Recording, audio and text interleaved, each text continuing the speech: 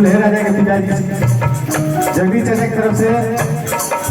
सैकड़ों सैकड़ों रुपये पुरस्कार आशीर्वाद हार्दिक हार्दिक अभिनंदन का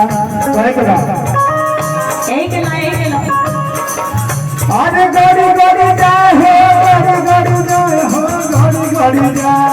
गाड़ी गाड़ी जा हो गाड़ी गाड़ी जा हो अरे गाड़ी गाड़ी जा हो गाड़ी गाड़ी जा हो ए देखना पूरा घोरिया क्या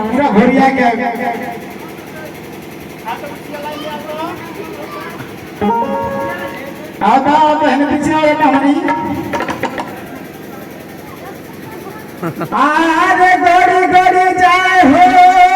गोड़ी गोड़ी जाए हो गोड़ी गोड़ी जाए गोड़ियों का तुकारी चाहिए नहीं लोग हमारा कहते ये बढ़िया तो ना आएंगे हम तो सब लोग तो एक बार कि हथवा में कलमिया